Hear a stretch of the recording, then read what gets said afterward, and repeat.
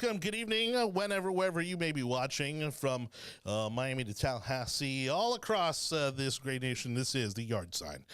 Your host, as always, Jonny Torres. Thank you so much for watching. Don't forget, as we get started, if you missed any part of tonight's show, you can subscribe to us for the audio version of our program over at the Tech Overlords at Google, Apple, Spotify, Audible, Amazon, iHeartRadio, Odyssey, and Samsung podcast platforms. Pretty much anywhere you want to listen to us. We appreciate you for doing so. Our numbers are just blowing up, especially in the audio version of our podcast. We're up to about a couple hundred downloads a month, which is amazing for this little project we've been doing now for a few years. We got a very special guest joining us tonight, by the way, a candidate which we'll be seeing a lot of over the next few months, and just candidates in general. If you are a candidate running for office, we'd love to support you. We'd love to give you some additional exposure out here, give the people a little bit of an opportunity to get to know you, and tonight's going to be no different. The only difference is he's a great friend for both myself and Anibal, and so we're incredibly excited to have him here, not only in that capacity as a friend, but also a candidate for office as well. So before we get to our special guest and cast for tonight, let's go ahead and run through tonight's topics. We'll kick off with a little bit of an update on Ukraine entering the third week in their war against Russia, or Russia's war against the Ukraine, I should say. Of course, that affecting already gas prices. They are rising faster than the temperature in the summer here in Florida. Also, we'll get into the State of the Union, and if it's anything like the state of Biden's health, we are in trouble, and you bet it is. So we'll talk about what there was to talk about at the State of the Union, and we'll dig a little bit into CPAC polls and Barr's vote for Trump or not. Okay, so don't forget, if you want to join the conversation tonight, we also got our buddy Hector Gonzalez already waiting in the wings on Clubhouse. You can join us live.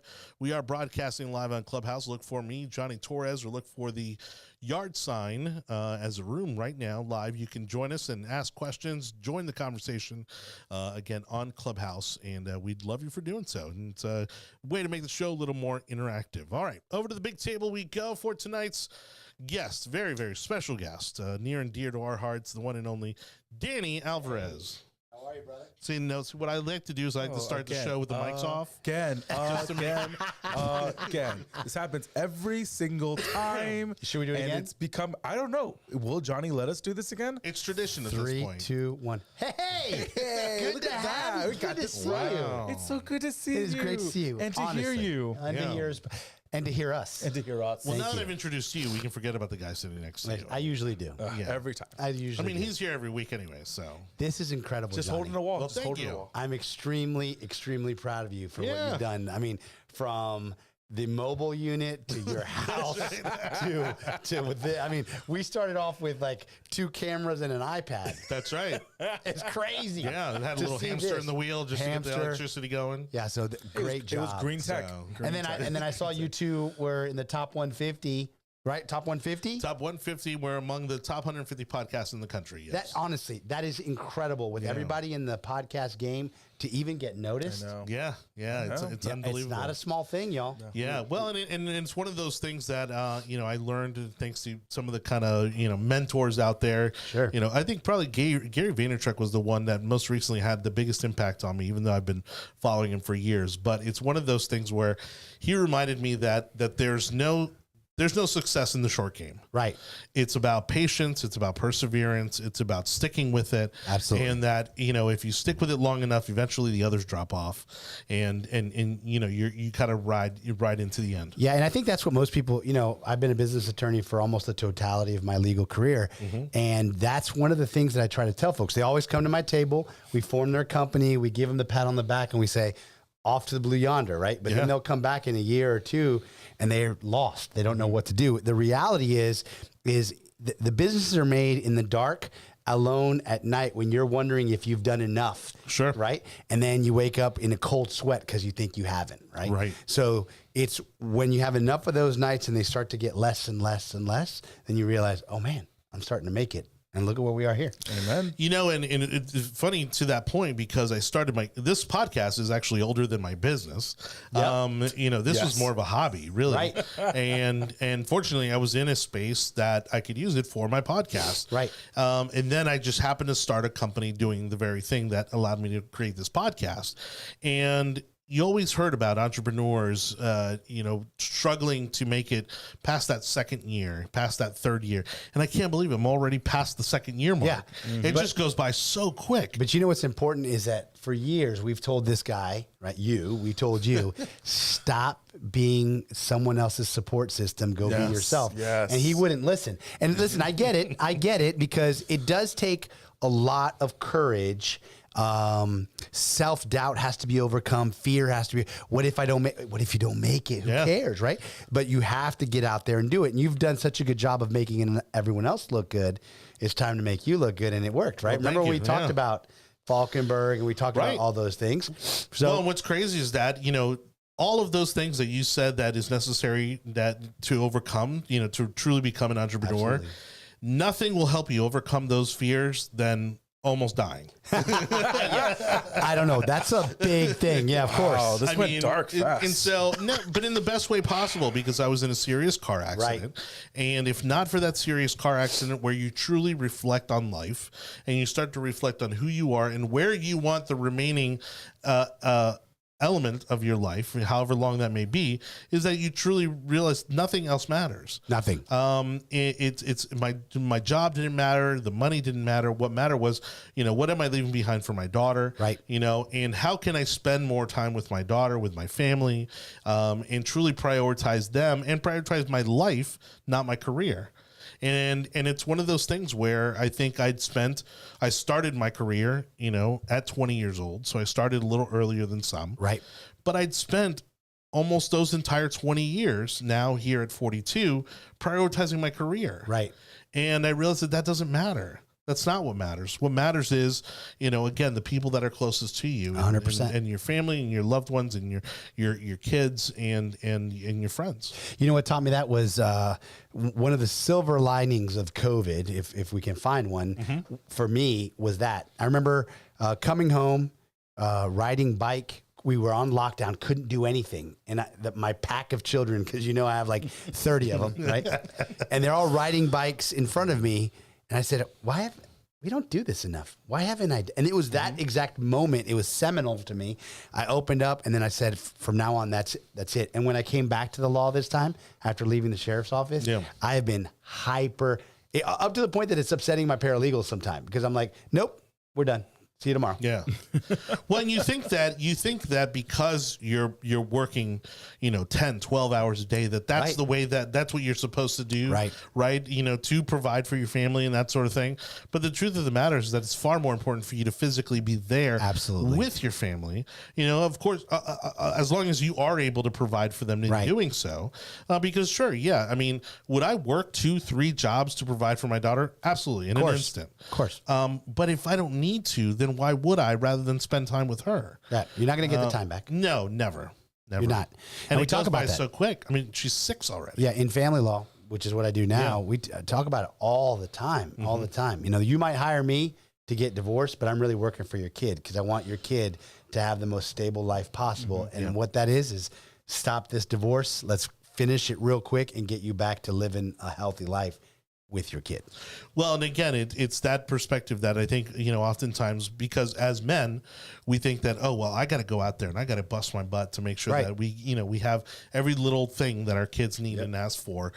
When in reality, what they want the most is just our time. That's right. You know what I mean? Like we could literally sit at home and do nothing, and my daughter would be, you know, over the moon. She is. You know, and so it's heartbreaking when I have had to tell her, oh, well, I got to work, you know, tonight, or I got to work this weekend, or, you know, and you realize that she doesn't care about, you know, why I'm working, right, or the money that's bringing in. What she would rather do is just stay with me. 10. Yep, Yeah, exactly. Absolutely. You're 100% right.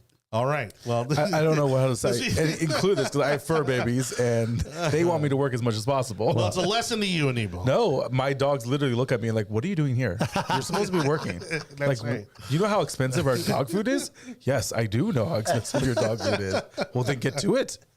Oh man. Well, again, obviously you're here because we're excited to announce that you're going to be running for state house. Absolutely. Something that Thank you. Yeah, something that I know a lot of people have been pushing you to do for a very long time.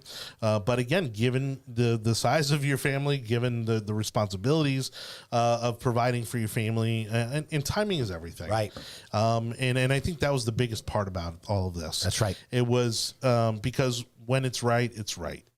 And, and you previously ran for judge. Right. But I remember us talking, you're like, yeah, I'm excited about this thing for judge, but like, I wish I could actually be myself and say the things that I believe in and, and advocate for the values and the rights and the beliefs that, I think make this country amazing. But running for judge, you can't do any of those things. You can't do that. You can't. And it really was like this like glass prison running for judge. You stand there and you'd hear some crazy stuff and you're like looking around like, you can't say anything. You really can't say anything. Like, you'd want to be, no, that's not right. Well, then you got to wonder, like, did I say something? Like, yeah, no, absolutely. But you're right. It is about timing. It is about, I do believe in God very strongly, and God presents you the opportunities when you can handle them. We've been pushing this thing off. I mean, look, we're talking about 15 years. People have been talking to me about this, right? And so finally we got to a point where everything aligned. My kid's mom and I, we are, I went to her first. I mean, we're not even married. And I went up to her and I said, hey, I can't do this without you. So if you say no, then again, I'll just push them off and say, it's no. And she said, we're not saying no this time. And I was like, wow. And she said it like that. I mean it. I give her all the credit in the world because she said it just like that. Well, and to your credit, she knows that when you set your mind to something, you are going to pursue it to the end of the earth. She does know that. Yeah. And so she knows that if your commitment's there, then it's worthwhile for her commitment to be there. Right. Because she knows that you're not going to half-ass anything. No, you're right. Absolutely. Yeah, and the beautiful thing again about going back to the timing aspect is you're an entrepreneur, right? You dabble in a bunch of different businesses and have dabbled in a bunch of different local businesses, small businesses, and then of course you've had your own law practice. Now you're under another practice, and so again, all that experience I think truly lends for really what the legislature should be made up of, which is average everyday people who have been out there in the struggle and realize that okay, there are some things that need to be fixed here. 100%. Like if I'm the guy that puts his pants on just like the next person. Whenever we're going to go ask for someone's vote, I'm asking you to help me as your community member, not as somebody who thinks like there's something bigger than that. That's it. I'm just a guy who has 4 kids, has been divorced in his life, has had ups and downs, businesses, jobs. I worked in government. I worked outside of government.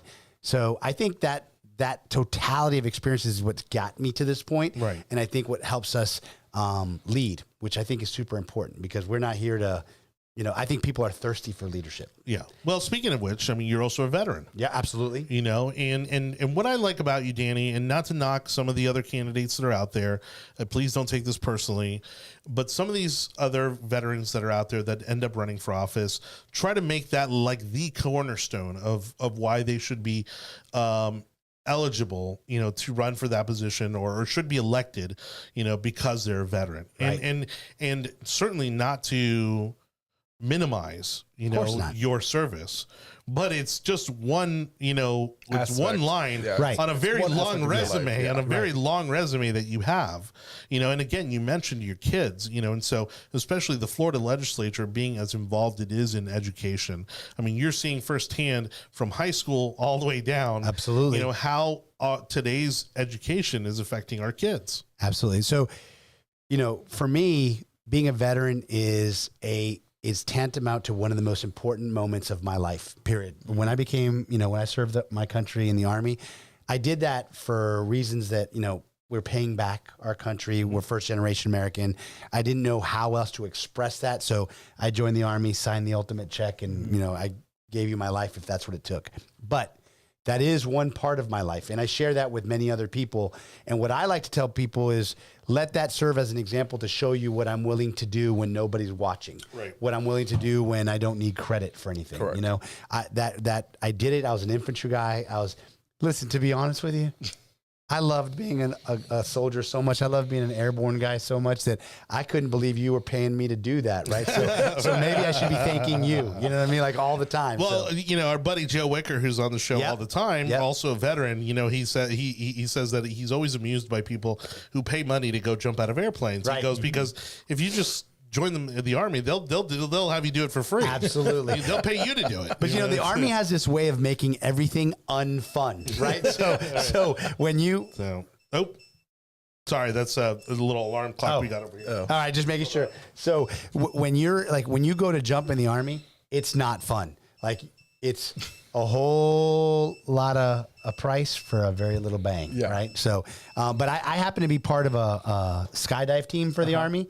We would jump into the stadiums and demonstrations and stuff like that. So I did get to take it to the max. I skydived for the Army, which was amazing as well. Yeah. Well, and again, but what I love and what excites me about you as a candidate is, again, that you've lived such an amazing life so far. You also, worked for the Hillsborough County Sheriff's Office. And so you're going to be able to bring just such a incredibly different perspective than I think many of our legislators have, and not a knock on them either. You know, a lot of them have very varied backgrounds and experiences, but again, yours just kind of transcends the normal, and I think you and I are very similar in that sense. Absolutely. Where we've worn a lot of different hats in our careers. I like to say I live hard. And this is one of the lessons I try to teach my kids. I have been a journalist. I have formerly for the Miami Herald. I've been a soldier. I sold pharmaceuticals for Johnson & Johnson at one point, lawyer, worked for the sheriff's office, business owner. All of those, I live hard, right? Because I want to leave it all on the table. I want to be able to experience the juice that life has, right? Yeah. So what I never realized that in doing all of that it would make me wholly ready for today to become a state representative so we can do those things. I see the role of state rep really as a fixer, right? So I'm the guy, when there's an issue, I can go take it across the finish line. You bring me your issues, I represent you, we take them up to Tallahassee. Can I help you? Can I connect you with someone that can fix your problem?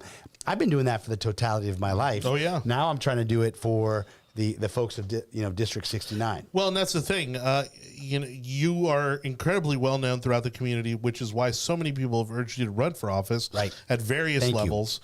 Yeah, but it's because you have done that so much in your life already in terms of serving people and helping people, and like you said, leading people, even different organizations and events and fundraisers and you name it. And that's the kind of hands-on leadership that we need. Rather than just kind of dictating, from Tallahassee, hey, this is what you need to be doing. I'd be ashamed if I didn't lead by example. I couldn't look at you in the eyes and, like this weekend, we went and, our county is full of cattlemen and they said, hey, you want to come see what we do? I said, yeah, but I want to get my hands dirty. They said, oh, you're going to get your hands dirty. so we heard with a lot else. Yeah, we herded up 100 cattle. We helped get them through. We dewormed them, all that kind of stuff. And that's the kind of like leadership that I live and thrive by. That's what I was taught. Right. And that's like really the only kind that I respect. So it's what I want to show the community. And if we can inspire a couple more people to do the same, then I think that's a victory. Yeah, and not to toot your own horn, but at the end of the day, you are the example as what we want as a leader that came out of the community. Thanks. Not someone that just showed up. And again, some candidates fall in this category that just showed up because we're running for elections now. Sure, absolutely. And never been to a meeting, never attended an HREC, never been actually having conversations at 2:00 in the morning at IHOP with Republicans, just having legit conversations of how to fix the community. The community because you're from the community. I didn't realize that until the other day. I went to the Brandon Republican Club and I walked in and there were these are like battle axes of the Republican Party, right? Yeah. And I'd started with them in 2003. Yep. So I get out of the Army and the way I got into politics is I remember seeing Hillary Clinton, a news report that Hillary Clinton had cross links back to her website from the Socialist Party of America or something like that.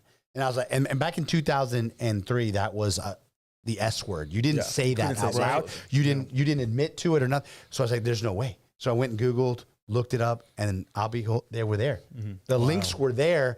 And I called my mom and dad. I was like, you're never going to believe this. The next day, I found whatever. I didn't know anything. I just Googled Republicans, young, whatever. Found the young Republicans of Hillsborough County. Right. And like within 6 months, I was like their vice president. So, I mean, I think that tells more about them than me. But You're only 35 right now, right? Or 47, close, or 47. But that's the other beautiful thing is that, well, like Anibal said, you didn't just kind of come out of nowhere. Right. You're someone who has already invested so much into the community. And not just in terms of building the community and supporting the community, but also politically. You helped, Governor Scott get elected in a very pivotal way. Doing Hispanic outreach and then some, because it's it was more than Hispanic, but right. And you're right. And so you're also not a rookie, when it comes to this political candidate stuff. So you also know what you're getting into. I mean, none of this will be a surprise. and we know how the game gets played up there, and you understand some of the call. And I do try to look at this sometimes through the eyes of someone that's just starting. The level of disappointment that they would have when reality crushes down on them for how this political world works. Sometimes, hardly any of it is the flash and bang that you see on TV. 90% about is the groundwork you're doing, building relationships, building those bridges so that you might not need that bridge for 10 years, right? But then all of a sudden there's two issues that you can help meet in the middle. And you're right. So those are the things that we've been working on for years and years without purpose, meaning without meaning, without needing something from them. A majority of us have not received a paycheck for the amount of work that we have done. You two have been working for forever. System. But no, and also you won't get pushback or you won't get disappointed with the amount of tonteria that happens in Tallahassee. And it's true, the amount of stuff that has to happen, the minutia of making politics works. If you don't know it, you get thrown off by it. But if you've been around as long as we all have been around, and it boggles my mind that I'm even saying something like that we've seen so much. You know how to pivot. You know how to really communicate with people. That's something that you've been able to do so well as an individual that came out of the community. Well, thanks. I think when you go to Tallahassee, that skill set will be required times 50, because you're talking about the guy from Miami, a guy from Lakeland, someone from Pensacola, and they all got to be speaking the same language. Think about that. Like those interests are so different, right? But I saw it. I met Danny Perez up there, and then he and Lawrence McClure are good friends. And if I didn't see two totally different people, Danny Perez is going to be the Speaker of the House someday, right? And this guy grew up in my neighborhood in Westchester, Miami. Right. And so when I get to visit him in his office, he literally says, "Hey, you want some coffee?" And there's like little Cuban. It's ready to go. It's ready to go. But if you were to go visit a guy like Lawrence McClure, who's doing a phenomenal job for Plant City in his area here, you're not, you're talking about completely different speeds, completely different styles, but they have the core interest, which, is the Republican Party, their people, and they're putting that forward.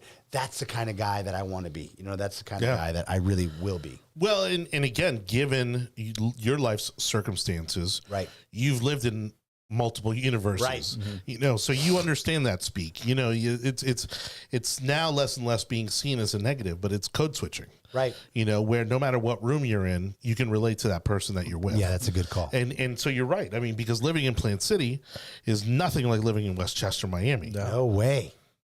I mean, could you fathom? Look, 69 goes from the very bottom right corner south of Hillsborough County. Agriculture, tomatoes, strawberries. I'm talking about 5 acres to a home on a... We're not getting started with strawberries. Just push. But then you come up into Fishhawk, which we're talking about that super density of really nice... upper middle class homes. Couldn't be further from a cowboy, right? And then you're going to come up Bloomingdale into Riverview, which has a lot of middle income families. And it kisses Brandon, right? So you're talking about how many different interests are in there. So you got to be able to talk to those people and understand their issues on their level. And it has to be it has to be legit and has to be, legitimate, and you have to be able to relate to them that way. People forget how much agriculture happens in Hillsborough County. Oh my People forget God. how much cattle, how much. Again, it's a touchy subject on this broadcast, but strawberries. It's the amount of stuff that gets put into the agriculture system is so high, and people forget every single time. Absolutely. Because they only think of downtown Tampa. They only think of the base or the military, which are important. So I posted something today about my experience with the Cowboys, and someone goes, "Hey, I've been living here my whole life. I didn't even realize they did that over here." Oh, wow. What most people don't realize is Florida is a cattle state. Oh, yeah. I mean, Big it's a cattle state. We Right. have some of the biggest ranches in the country. Yeah, I think here. we're third maybe in the country. I'm not sure what Yeah, our number something is. like that. I know it's in the top 3 for sure, right? But I will tell you that cattle plays an instrumental role. So does agriculture. Right. And now as we expand East County, we begin, how do we expand it? Because we know, and I think those farmers see the writing on the wall. Oh, yeah. Right? It's how we do the expansion of East County. Is it smart? Is it, single family homes, $400,000, or is it apartment living? We got to really think that out. But we also have to figure out how to protect that farmer, because that's how we eat. Yeah. It's our That's industry. how Yeah. vital it is, Right. So, Well, we can't survive on tourism alone. no, good God, no. Yeah, Good and one of the things I learned from working at Senator Rubio's office, because again, at that point, people don't understand this or realize this, but once you're in elected office, politics go out the window, Right. Correct. Because at that point, you're now serving the community, Everybody in that regardless of how they vote. And so, there were a lot of environmental organizations that I had to meet with, and they have their needs and they have their, their issues. And one of the things that, finally kind of really hit home is that Florida's tourism Florida's economy isn't tourism. Florida's economy is our environment.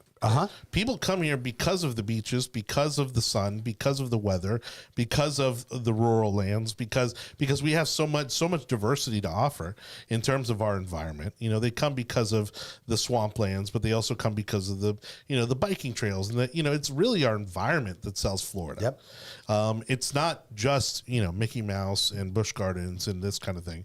It's really our environment, and our environment is our economy. Our greatest resource is our natural resource. Yeah. I mean, and it's funny, I've been a hunter my whole life, almost my whole life, I should say. And, hunters are super conservationists, because if we don't conserve land, we got nowhere to hunt. enjoy outside. So all of that money for permitting and all that stuff goes towards that environmental preservation. That's kind of where I got my first look in what it actually means to have boots on the ground and preserve the greatness of Florida. So, Well, I think we can start the show now. Well, to see what I have to deal with every single time. I like that. Now we're about 30 minutes in. But thank you. It kind of lines up again, given your military experience, because of course of what's happening over in Ukraine, and we're not foreign policy experts by any means, certainly not military experts by any means, but there's obviously plenty of room for speculation. Sorry, I thought you were going to be the one I'm coughing. so and excited that he's coughing and I'm not. Can you please take There that we from go. us Thank to you. Man, I don't know what's happening over here. I imagine what's happening. Oh my gosh. So We need to start putting on masks. I brought the Dolce Gabbana one. I just want Oh to course you my did. God. Can we hold on. Pinky's up. Pinky's up. It is. I mean, come on. You have to have some civility around here. So, really, this is it. I think it's been more revealing of Russia than they care for it to be. Oh, yeah. We're hearing, obviously it's still traumatic. It is still devastating what is happening in the Ukraine. You hear about the casualties that are happening on the Russian side, and that's all fine and well, because of, well, and they say, they're the ones kind of going into They're the this. aggressors, they're the yes. aggressors. But when you kind of look at it, and especially given your family's background, and you're coming from a country that has been lost, Right. and we're seeing another country lose their land, lose their Right. country, to a dictator. And the reason I'm kind of posing it this way is because I've also talked to a couple other veterans who may feel the same way that you do. What does that trigger inside of you to see? growing up in the 80s, these communists, Right. having this resurgence and again, bullying, the neighboring countries, and overtaking them, and us having to kind of just sit on our hands. Well, it's frustrating, but I get it, right? Like this is, for us to jump in on something like this right now is premature to even have this discussion, right? Everything we can do to avoid having our men and women fight. Those are my brothers, your brothers and sisters and citizens. And we want to avoid their life loss in any way possible. But I got to tell you that as an 80s kid growing up, and then the guy who was in the Army in the 90s and early 2000s, we trained for Russia, right? Every time I was both a paratrooper and a mechanized infantry guy, so I had Bradley fighting vehicles as well. And every scenario we did in the simulators was against the Russians. And all of the things that we got taught, I'm watching get employed over there. And it's funny because we've been so hyper focused on terrorist Middle East focus that we forgot that there is a conventional battle that can still take place. And I contend that, God forbid, that the United States get back into a conventional battle, our will be tested and our resolve will be tested to the highest amount, because we're used to controlling the battle space in a way that isn't normal. Like back in Iraq and Afghanistan, generally. Well, we have been fighting so unconventionally for so long that we have forgotten what the conventional battlefield looks like. Yeah, but let's take it one step further. And the will and the decisions that have to be, the horrible decisions that have to be made in those situations. Absolutely. But so you start seeing, so in Afghanistan and Iraq, if you got hurt, there's a great chance. And towards the end, we had it down to a science that in that golden hour, the 1 hour that you need to be in front of a surgeon or somebody to save your life, that chopper would come get you. Correct. And we'd get you in a hospital. And we started pushing hospitals as far forward. Even if we had to triage it, you got there, they stabilized you, then they took you to a surgery center that was far away. So America didn't see as many of our sons and daughters getting killed. And we have more amputees and we have more survival. If we start seeing the rates in a conventional battle like we would against Russia, it would not be good for us. It would test our resolve and our will to no end. But some are saying that up to almost 15,000 Russians have already been killed on the battleground in Ukraine right now. That body count is 3 times more than what we lost in Afghanistan, I think. Yeah, in just 3 weeks. We're just now entering the 3rd week. Yeah. How would you explain how Ukraine has been able to hold out for as long as it has so far? You never underestimate someone fighting for their homeland, ever. We're supplying them with weapons, advanced weaponry, right? Right now, what they've needed is anti-tank missiles, and they've gotten those. They've gotten surface-to-air missiles. And javelins. Right? The javelin is an incredible deal. But even if we gave them wire-guided, which we don't use anymore, or mostly some people do, that'd still be super effective. So we were taught back in the old days, none of this is a secret, that if you shot the vehicle that had the most antennas, the Russian units would stop in their place, because the Russian units are not like us. Yeah. We teach our men and women the why inside a battle, the why we're doing something, so they can operate without us, not in the Russian army. And you're seeing the effect of conscript armies, right? Yes. Lack of discipline. So in that big line that's going into Kyiv, right, they've got lack of food, and they have lack of fuel. Right. So armies run on beans and bullets, right? So without food or fuel, none of those tanks can go, none of those people can go, and you're seeing the effect of it. Now that we've got drones up on the other side, the Ukrainian side, and they're getting to attack. Now, it is interesting to not see air superiority by the Russians. That's weirding me out. Completely weirding me out. I was expecting their version of shock and awe. Right. That Wednesday, 2 weeks ago, that Wednesday, Thursday, that it was going to be that kind of shock and awe. And then I watched, I'm like, okay, 30, 40. Ukraine's a pretty big, it's a country of 40 million people. Right. The infrastructure must be intense. And so I was completely shocked that it had this air superiority, and that they're still shooting helicopters and airplanes down as of this afternoon. And as of also this afternoon, the convoy is starting to get attacked from the Ukrainians. And I'm like, I'm surprised. And again, I get it. The majority of their troops are on the western side defending that coast, that part of the country. But I was surprised that Russia was even allowing those kind of, like, taking a week to be able to it's just sitting there. It's very surprising but I'm glad it's starting to change. Most people won't recognize that terrain has a lot to do with a battle space. So terrain here is working for the Ukrainians. It's muddy, it's damp, it's wet. And tracked vehicles, they don't do well in that. Who would have thought Russia, knowing what it's like to get invaded during the winter and how to fight during the winter, is not fighting during the winter? Hubris. Hubris plays a lot, right? Sure. You think, remember when we went into Iraq? Like the first time, do you remember that? Like I'm talking about like 1992, early 90s. Yep. They were the 5th largest army and we, the way that the media was pumping it up, I was like, man, that's scary. And when we got there, it crumbled. You remember that? Yes. Well, I'm not saying they're crumbling, but I think we're starting to see the real. Are they trained? Are we? Do they not have their Air Force have enough trained pilots to do coordinated, smart bombing campaigns? Right. That takes a lot of money and training to do that. Allegedly, maybe they had, and now they don't. They said they did. And just because you have 1 million tanks doesn't mean you have 1 million people that know how to use them. And we're seeing this now in real time, what a paper dragon looks like. Everyone thought the bear was going to be much bigger than the bite. And now we're watching the bite is nowhere compared. Here's what I'm concerned about. The Russians don't take embarrassment very well.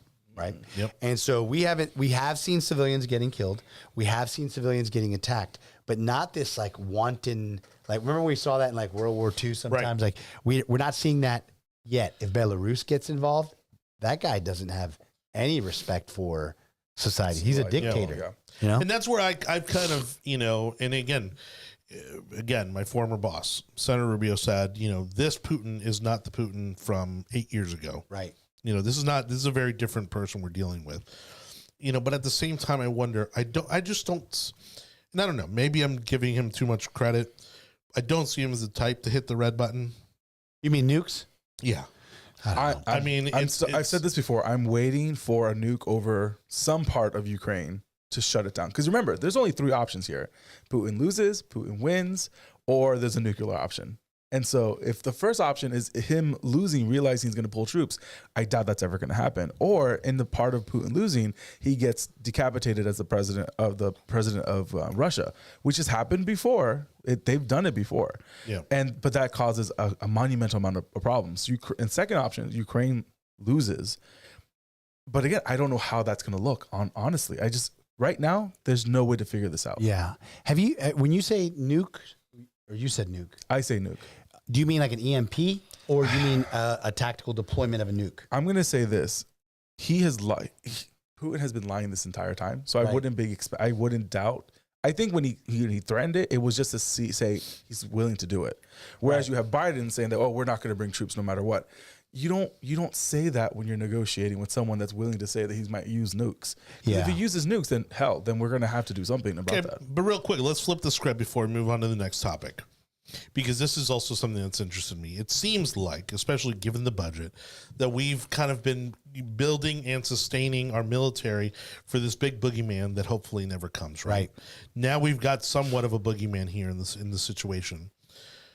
Are we more like Russia is in this situation? Because I've heard reports that we're not ready, that we're not, properly equipped, that we're not truly ready to take on combat, if it were to go to that tomorrow. Or do you think that we are still far more, again, at least on paper, we are multiple times over, infinitely more prepared for combat than the next country is? I'll tell you this, I don't see the ground truth. Yeah. I remember during the part of the Clinton administration, we were in Kosovo. We were so overly extended that there was a general who said just what you're saying. He said, look, I've been doing peacekeeping for so long that I can't meet my minimum proficiencies to be a go at combat readiness. Like that. They were so nervous back then that it ended his career. That move ended his career. Wow. In today's day and age, we have such a dearth of combat experience within our units that it's a different kind of fight, but I truly believe our boys and girls are ready for that. And that's just not like, oh, Danny, I'm an Army guy, because I would never want to send someone to a fight should they not be ready? Because we'll lose people for no reason. Yeah. I believe America is ready. We train and we fight we spend more money on training and, getting ready for these kind of things. When I was deployed to Korea, I really realized what that meant. When you get to their armies, units and their armies bases, you're like, it honestly looked like we had just entered third world country. That's no insult it might be an insult if they heard that. Sure, yeah. But it's just what our minimum standard is, like someone's greatest day ever, right? I mean, I'm talking, they stop for lunch during their tactical training. I mean it. We don't, we're in a battle, we're in a fake battle. And all of a sudden you saw that, I'm like sitting there going, is anyone else? I'm over the radio. Does anybody else see that lunch truck coming? And I swear to God, is this a decoy? I don't know. The truck stops in the middle of the battlefield. By the way, I'm picturing a little Mexican lunch truck. No, I'm talking about like no, it's like a deuce and a half, and the two cooks get out. They blow a whistle, and then all like the Korean troops just start lining up for chow. I was like, my God! Well, they'll line up for that, but they won't line up in Disney. Okay. Yeah, but we did. So we are operational tempo ready. I believe we are. I do think before we move on, we really need to keep an eye on China. Yep. China is not the same beast as Russia in any way. While China may... He's unpredictable, in my opinion. Who? The Chinese? Xi my brother. They have been our enemy, and for years and years, we just have failed to say it out loud. Finally, we're starting to see it. Those folks. Well, we think we're funding both sides of the war now. Right. Imagine if we were in a similar conflict with China. I mean, given how dependent we are on them for our manufacturing. Everything. For everything. What? China's dependent on us for everything. You put one carrier in between Singapore and Tokyo, and that stops 90% of travel into China. 80% of it is on barges. So you put one boat through the archipelago, or the first chains through China, you shut down China. And in 6 months, they're dealing with a famine because they can't make enough food. I'm okay with that, and I'll even give you that. I'm okay with that too. This is the thing.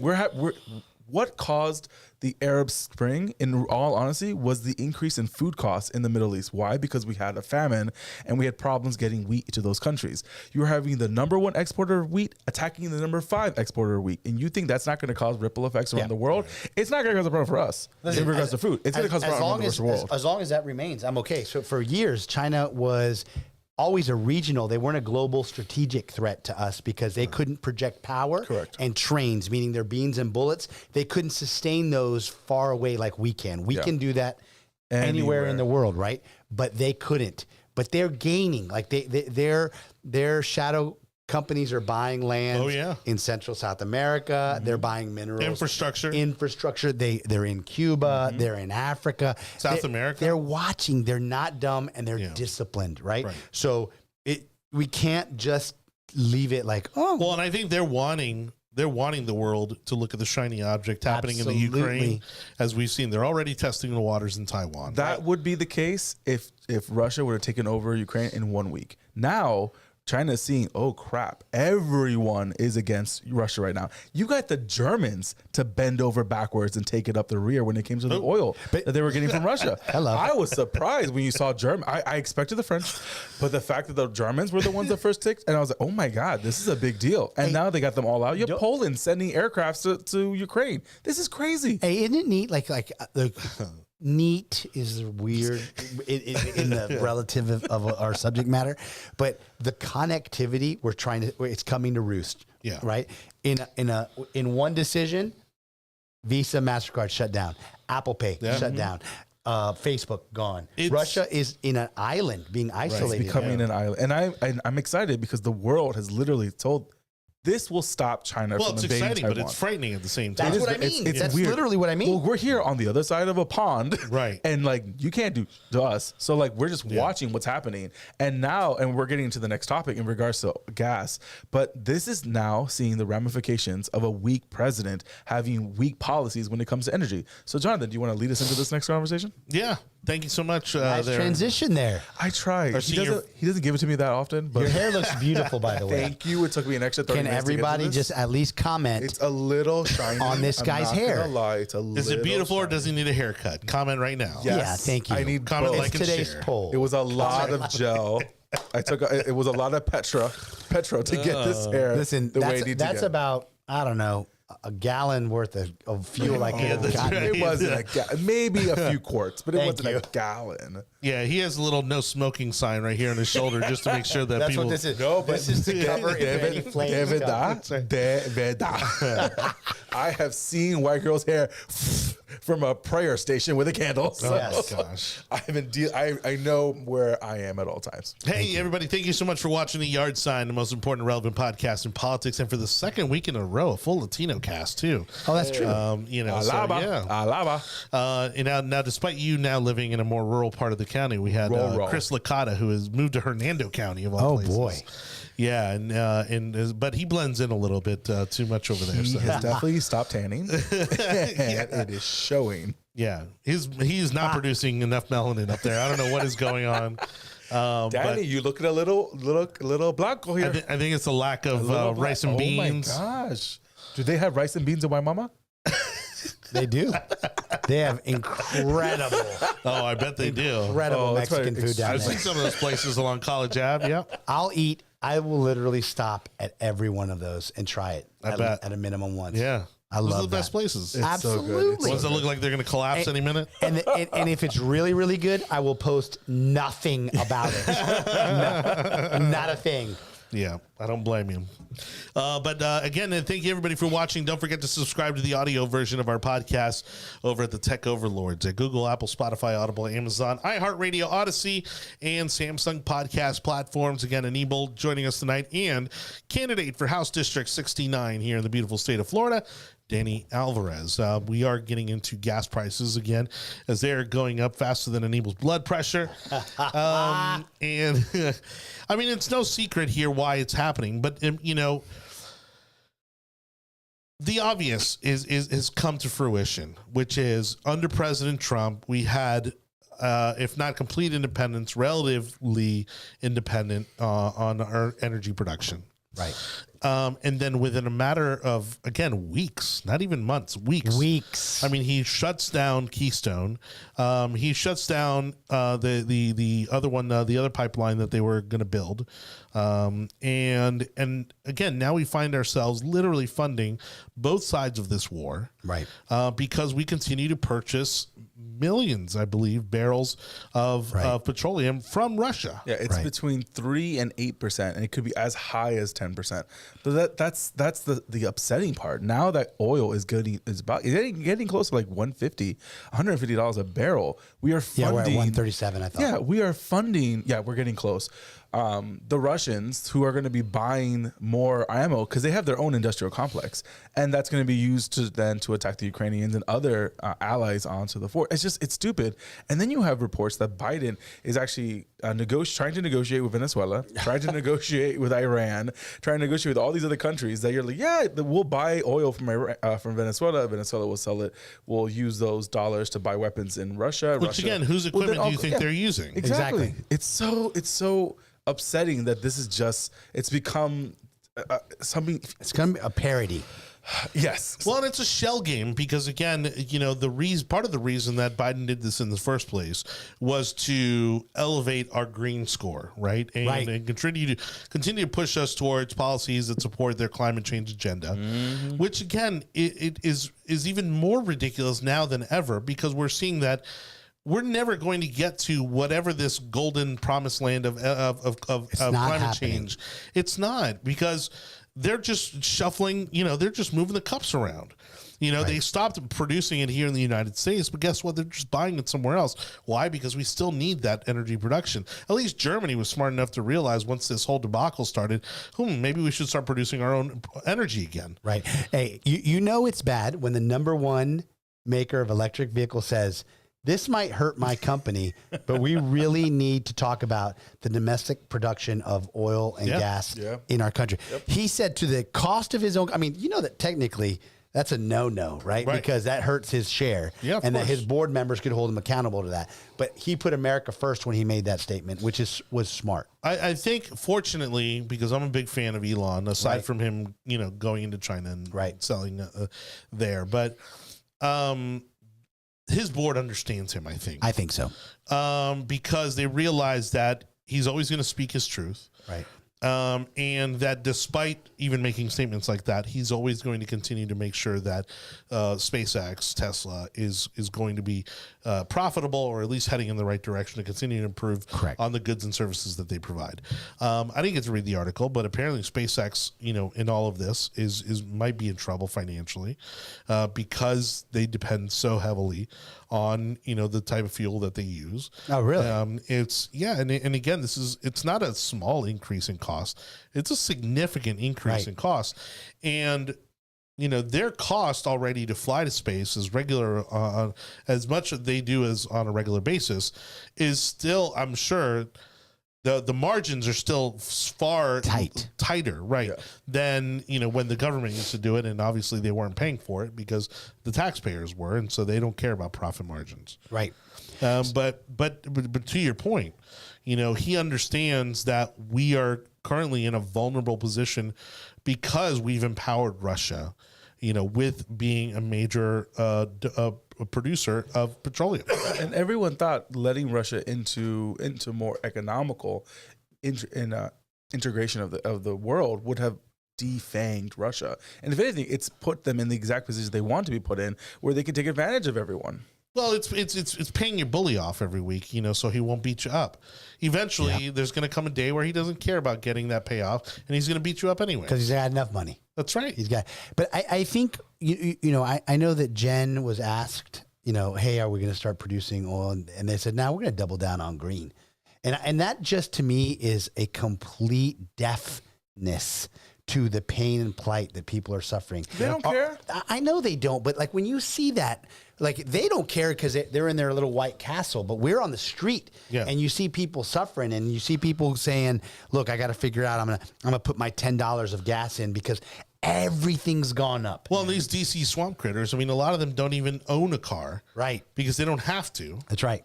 They Uber or they walk, or I'm sure she gets a car service. Yeah. Oh, yeah. All that's fine and dandy. All that's Washington stuff. But it goes to show you, especially Biden, someone who's been in the government his entire career, how disconnected he is. It's complete disconnect from average America. Look, when it costs you double to fuel up, right? Think about if you were a lawn service. Little things like that. Even just inflation alone, right? I know where this is about gas, but the inflation alone, add now another essentially doubling of gas prices from where we were when I was paying $1.89, $1.99 the day after the election, right? Yeah. And then now we're paying. I have a diesel truck. It was big diesel truck, $4.59, or beginning of or the end of last week. It's $4.79 today. I can't imagine. I can't fathom. Like we're about to pay $5. I never. It's like you literally just took on like a minimum wage employee. Absolutely, it's absolutely. So, people say, I don't know how you wrapped your head around that, Johnny, but I love it. But it's true that people will say, it's just a few bucks more, and you're like, stop. When you have rent in Tampa, in Hillsborough County, that is rivaling New York. I don't need to add food costs to it. I don't need to ask gas when we could actually do something about it. You don't like the gas? Hold your nose. Right. Hold your nose. Let us get out of this, and then let's talk about what your solutions are. That's why you got elected to be president, right?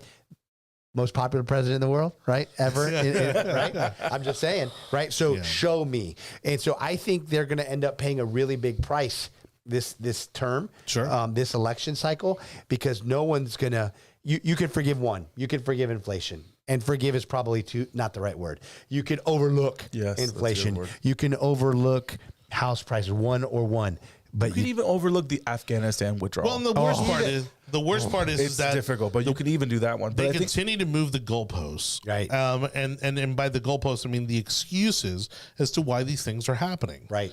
Of course they were blaming COVID. Now they want to blame Russia. Because they realize that at the end of the day, they're responsible for why these things are happening. Do you know what I hate? I hate when people take me for dumb. Listen, I might not be the smartest guy in the world, but I know what I see. I know that gas was $1.89. Now you're saying 99. Let's just call it $2 when Joe Biden became president. I know it's $4.79 now. Mm-hmm. I know that didn't happen because of the Ukraine. And I know Right. that didn't happen necessarily because of COVID. You understand that? I know it's a lack of faith in our system. The markets are reacting to our weakness. Well, and it's coming to roost. 2022. It is not that difficult to connect the dots. Right. Anybody, Right. you know, with an elementary education can go online and connect the dots and see where all of this started. You remember when people tried to figure out what Trump's thing was? Yeah. I remember being on TV on these political shows, and I'm like, y'all are underestimating this guy. Even if you weren't like a big Trump fan back in the day, I'm like, y'all are underestimating the guy. Right. At his events, he would have doctors, some of our most highly educated people in the world who have expendable time, right? They have time, they make money. And then they have bikers, mechanics, garbage men. Right. And in what world do those substrata have in common, right? A Trump rally. It's because he's talking to them as if he has been on a real world basis. And that's always been his appeal. I got it, but what I'm trying to say is, if you look for the disconnect in reality, we've always been talked to like we're not smart enough. Yeah. I'm smart enough to understand when I'm The being Republican Party especially. swindled, right? You know, that's been an issue, I think, that the Republican Party especially has had for an incredibly long time, is because we're almost too smart in the sense that, you know, we're so policy wonky. You know, we want everybody to be up here, and we're talking about all the issues that are happening up Right. here. Meanwhile, again, middle America, you know, is trying to put food on the table. They're just trying to get by and make a living and then provide for their family. They don't have time to watch the news as much as we do, to consume the news as much as we do, you know, to really get into the nuts and bolts Right. of policy like we do.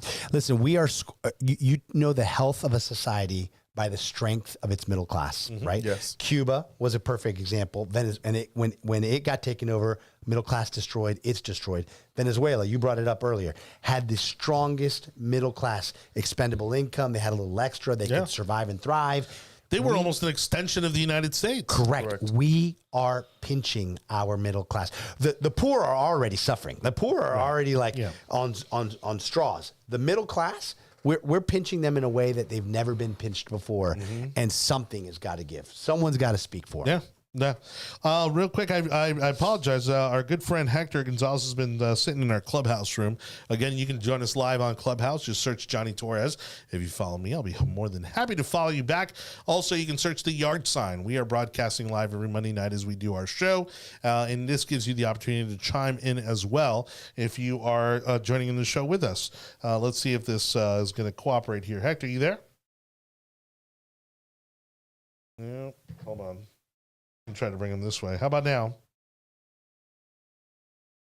Yeah, all right. Let me work on that here in just a minute and see how we can get that fixed. Again, don't forget to subscribe to the audio version of our podcast wherever you may be listening to your favorite podcasts.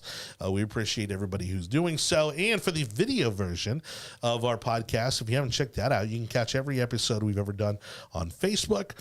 We actually may be taking the show on the road soon. I've heard we are getting recruited for a high-profile political event to be doing our show live from. Oh, soon. wow. So that's going to be exciting. That will be the Women's Federation is doing a lunch for Ashley Moody on April 8th, I believe it is. Oh, yeah. So we are going I'll to be have there. a good time and having that conversation. Well, then you can join us. I will us join on the you. show. I'll be there. Madam Terry Crews is amazing. Yeah. And Castro. Oh, sorry. Terry Crews is the big black guy in Brooklyn Nine-Nine. You know, I was watching that Adam Sandler movie today, so that's the reason why he's in my head right now. It was a good movie. Is he now? Yeah. I don't want to know.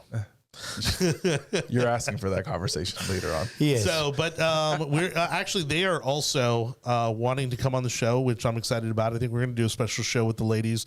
So it'll be probably Robin Langford, Terry Castro, and we'll see maybe Joyce Thompson. We'll see. Again, three names that have been there. Yeah. When no one's watching, they're doing the groundwork. They're caring. They're holding the water. You know what I mean? Yeah. Manning the offices, giving out the Absolutely. literature, They asking know. people for votes. They know how this county runs. They know how to move people to get them to vote because they run their own offices. Right. When it comes to the North Hillsborough County office, Yeah. the South Tampa office, these women know what to do. Oftentimes, their office is set up even before all the candidates have an office. 150%. Listen, don't mess with Terry. She might be all. I don't know how tall she is. She's 5 foot nothing. You're but really she pushing is- the 5 foot there. Listen, but she's got the strength of an 8-foot giant. I'll tell you what, she is amazing. Moves mountains. Absolutely. Moves mountains. I love running into her in Tallahassee. When she goes to Tallahassee, she is literally commanding the entire auditorium. It's amazing. Yeah, she talks and you're like standing up straight. Yes, ma'am. Hola, doña. Yeah, hola. The other thing, too, is we want to welcome the Community Patriots to the program. They're going to be our new sponsor. Starting next show, we are going to be bringing you updates as to their meetings, their events. They hold all kinds of incredible events. And of course, this is a group of people who are also willing to put in the work and effort to get people elected. And so we're excited to have the Community Patriots joining our show. They're going to be sponsoring this show as, again, one of their efforts to help win the upcoming midterm elections. And so we'll have ways for you to get involved. And we're also going to be creating, again, lots of opportunities for candidates to gain additional exposure, both through this program and through their in-person events, which they hold all throughout the Tampa Already Bay been area. to some. Yeah, and it's incredible the turnout they get. They easily get 100, 200 people at all of their meetings. Yeah, those folks are the people that are like, listen, I don't need a lot of permission. I just need a lot of will. And they've got a lot of will. And I think that's what really started that organization, is that they were getting frustrated with the normal corridors of power and influence and everything else, and something needed to be done to be, again, they came up during the big push in the BLMs and everything else, and there was no one here to push back. And in Tampa, you wanted someone to push back, and they came up with the organization. They filed their LLCs. They filed everything that needed to get done so that they could represent the community. I'll tell you what, doing a great job. They were instrumental. You know, I'm the general counsel for the Tampa Police Benevolent Association, and they turned out for cops. I'm telling you this right now, when nobody else wanted to show up or they thought it might be too public, they came out in mass, and always grateful for them. They have great supporters and thankful for what they do. That should show you how the totality of the landscape has changed, right? So they aren't necessarily a Republican group. They're a conservative group that wants good conservative values to go forward, and they're willing to put not only their money, but more importantly, their time. Correct. And that's vital. They show up. They show up. You know this. That's 90% of the game. Absolutely. You can have we know organizations in this county that have plus 300, and then when you do voter registration, they have 4 people. Well, and two of those people are Lauren and me. And they don't understand. Like, you don't have to be. In fact, most campaigns don't want you to be the check writer. Right. You know what I mean? Obviously, yeah, if you can write a check, that's amazing. But you know what's far more valuable than a check is actually your sweat equity. Right. If you can come out and walk for a candidate, once a month even, that makes a huge impact on a campaign. Absolutely. Because one person on a Saturday can easily hit 100 doors. Right. Very attainable goal. It sounds like a crazy amount, but it's really not. It's not. And on top of that, most campaigns, they usually give you a nice lunch afterwards, right? And people don't understand the impact that has on a campaign, and that is infinitely more valuable than any check you could write. I'll tell you this too, as a former candidate myself, it is a lonely island. There's times when you think, I'm all, that people support you, but to have folks, I got those calls from you. Remember? Yeah. To have those folks out there that are actually willing to show up like they do, phenomenal. Yeah. Honestly, can't put a price on it.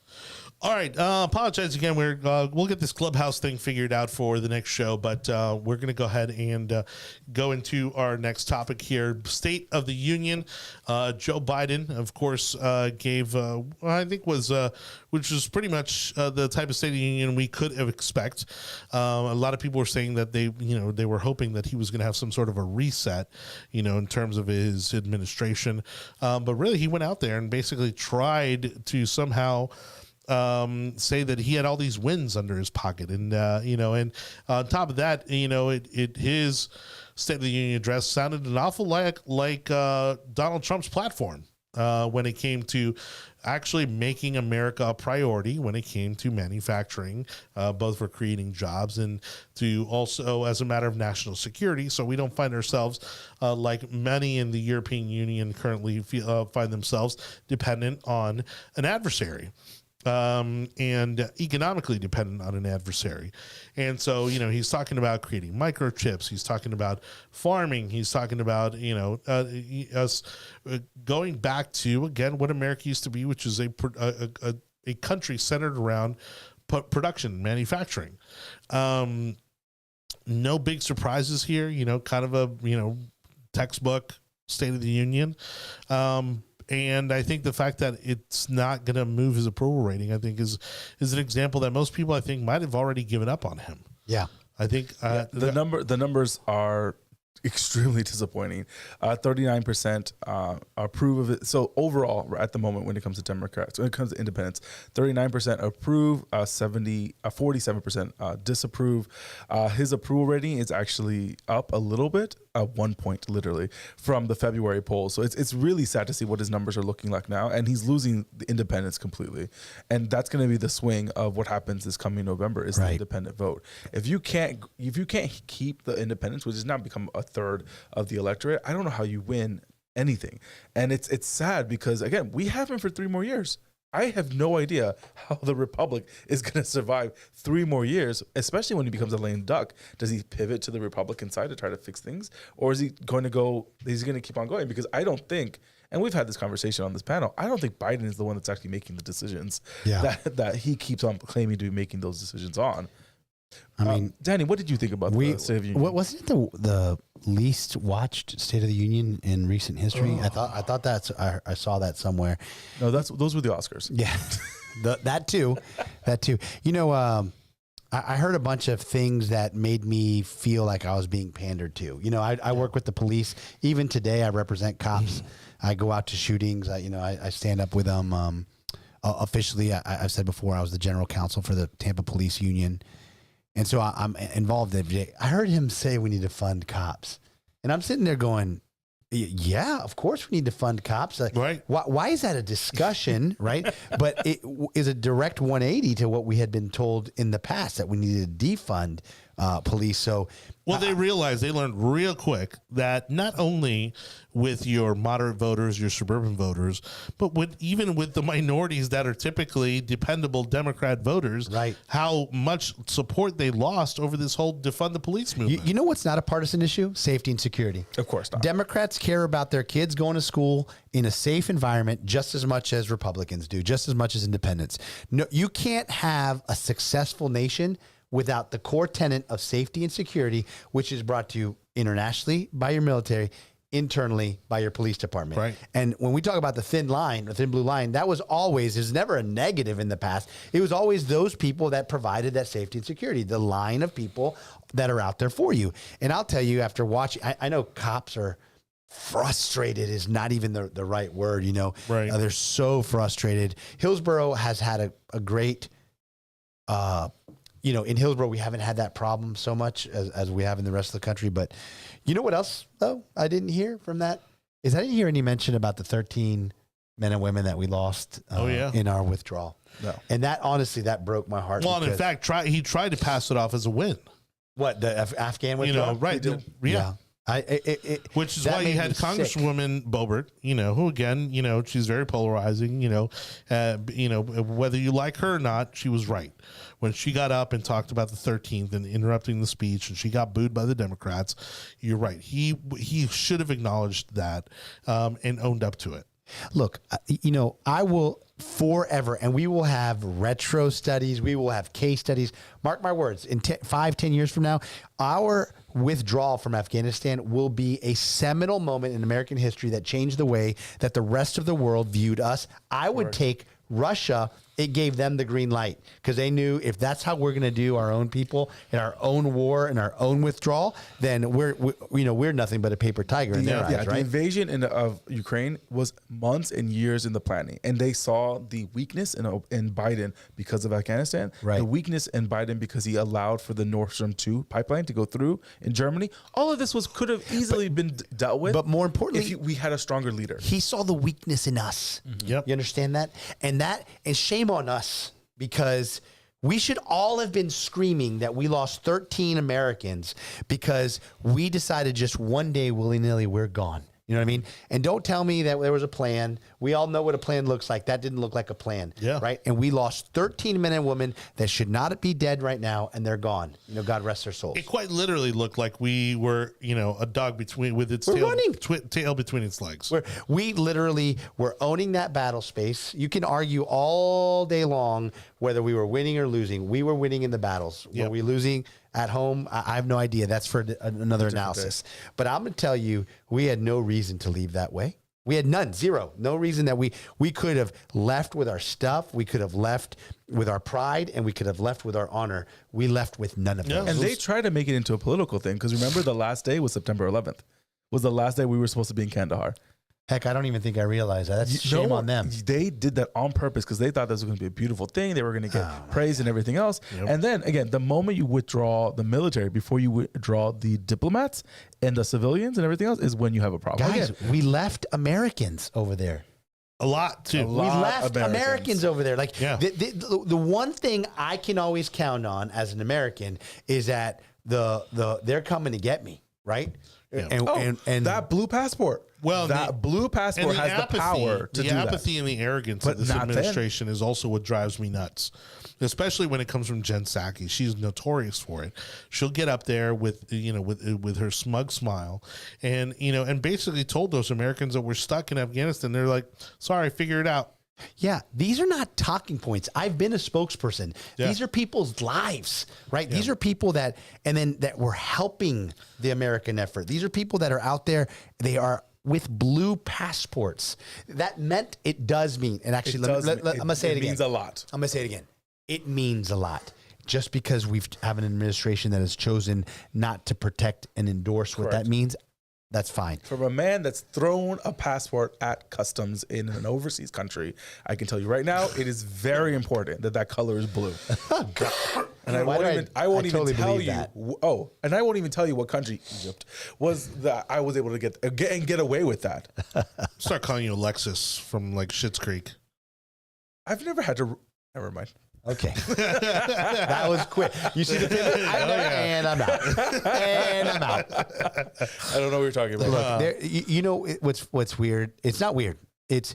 There are Americans out there that take the red, white, and blue serious, our commitment serious, our Constitution serious, our oaths serious, right? They're not talking points. They're not, political banter that we just throw around and figure out how we're going to poll on it.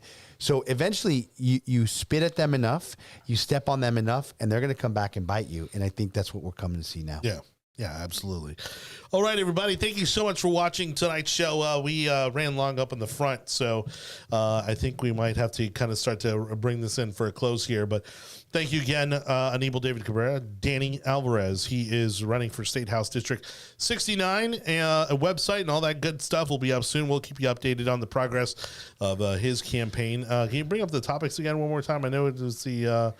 Let's see. CPAC. Oh, okay. The CPAC polls. Yeah, I mean, those are fun. And then it was Attorney General Barr, right? Whether they're that was the other big headline about him possibly not having voted for Trump. Was that what it was? That he is more likely to vote for Trump now, coming the next election cycle than ever before. Wow. So who would have known? Anyways, Trump did get 59% of the votes for the conservative gathering informal survey. So that was quite interesting. The best part of it was that actually our current governor, got a pretty, I think like 29%. So it was a pretty decent showing in second place. And what's been consistent in all these national polls, CPAC polls are just fun. I mean, it's just you show up and you can vote in the poll, whatever. But in real polls that are happening out there, without Trump, DeSantis is overwhelmingly the favorite. Right. And again, it's that in itself is a bit difficult, to kind of really know the right answer. I think, but I wouldn't be against it. I would against which part? I would be all in favor of a DeSantis presidency. I'm okay with that. But I think we'll get it regardless. Sooner or later, I think. Florida needs some more protecting. These 4 years, he's done a good job. I'll tell you, overwhelmingly, you have people on the left and the independents that you'll talk to be like, man, I didn't really have a lot of expectations of the guy. I thought he was way right. I'm really impressed with him. And I'm like, I've heard that over and over again. And I thought he was going to be real soft. I was a Putnam guy. Yep. I remember that. Yeah. And I didn't really think a whole lot of him. I didn't really know much of him other than he'd been in Congress and he was representing the Jacksonville area, that sort of thing. And I mean, he just came in guns blazing. But remember those first few months of his administration were unbelievable. They were good. Yeah. Yeah, they were good. So look, scenario A, let's say Trump does run because you won't be able to stop him. You get 4 more years of DeSantis. Trump only gets 4. He runs. Yeah. He runs president. I think if the election is tomorrow, I don't see how Trump loses. Yeah, I don't know if I can disagree with that. At one Based on point, what we're seeing. at one point, I thought I could disagree with that and giving a little bit more credence to the current administration. But now, oh my God, what else could they get wrong in the next 4 months? So if things change dramatically in the next 3 years, or not even that dramatically, some in the next 3 years, you'll find Americans' memory is very, very It is. short. We have a very short attention span. Absolutely. Well, to that note, think about how long it's been since Trump has truly been on social media. Right. And people's perception of him has also changed dramatically Correct. because of it. That's right. You know, so You're saying it actually is benefiting him. Oh, absolutely. I mean, Yeah. look at George W. Bush and how controversial he was when he was in office. Right. And how, people, and some still do want to throw him in jail for war crimes, et cetera, et cetera, et cetera. And now he's like one of our most beloved presidents, Right. No matter where he goes. And so, again, we do have a very short attention span and memory. Big time. And I think, and I used to say this all the time during his administration, if someone could please take his Twitter account away, we'd be in a much better place. Correct. Absolutely. Because that Twitter account, and while I appreciated, how active he was on it and that he could communicate directly with the voters, was the best and the worst thing about his administration. Right. Because he created a lot more problems than he needed to take on because of it. Yeah. Yeah. Again, I love the fact that we possibly get a repeat of 45. I cannot wait for that concept. But that means that the 46 has done such a bad job. And again, I think what's going to happen if there is no crazy changes in the next 4 months, Republicans have that red wave, which probably will look like the red wedding, in all honesty, in Game of Thrones. And we're going to take out a lot of people out of that. And now you have a lame duck president where the only thing he can do is abide by what, and again, Clinton was able to pivot when he lost the House and the Senate to where he was able to work with Gingrich and they were able to move the country forward. I don't think this president has the ability because, again, I don't think this president's awake. I think he's more focused on Putin. But the more time passes, the more time you are seeing this administration start to line up Kamala to run on her own. Oh, God. I think they're going to read the tea leaves and realize that there's no way for Biden to win. And the only way to get, especially the black vote, and Democrat voters excited again about coming out to the polls after a disastrous 4 years is for Biden to make way for Kamala to be on the top of the ticket. So are you saying that he As won't run? unpopular as she is, I don't think he's going to run. Unpopular. I don't think he's going to run for re-election. I don't think he'll be physically able to run in 4 years. But think about it. Well, that's what I mean. I mean, like they sent her. Didn't they just send her to Poland? Yeah. Yes. And how She's many the people vice president? Yeah. And Like this we're is talking about a potential global war. World War III. We're Yeah. trying to avoid. And you're And sending she's going to Kamala cackle Harris? us out of it. That's what she's going to Yeah. She's going to laugh her way out of it. I mean, oh she my couldn't God. even go to the real border. Right. I mean, when we were having our, Hey, and still we are having have our immigration reports that she crisis. couldn't even get to Selma over the weekend. But you know what? I cannot confirm or deny. She was in Selma. She was. In I Selma. can't confirm or deny that she got into the church. Oh my gosh, you're gonna get me in trouble. All right, on that note, everybody, thank you again so much for watching. Don't forget to subscribe, like, share, wherever you may find this podcast. If you want the audio version of our podcast, in case you missed the live version, you can subscribe over the Tech Overlords at Google, Apple, Spotify, Audible, Amazon, iHeartRadio, Odyssey, and Samsung podcast platforms. And we appreciate everyone who is currently listening to the show. Leave some reviews while you're at it. It really means a lot to us, again, as we continue to make our way to making this top 100 podcast in the country. Oh, it's around the corner. I know. I can feel it. I can smell it. Anibal, David Cabrera, Danny Alvarez, ladies Are and we getting gentlemen. one last thing? No. Oh, come on. Good night, everybody. Good Good night. night. Come on.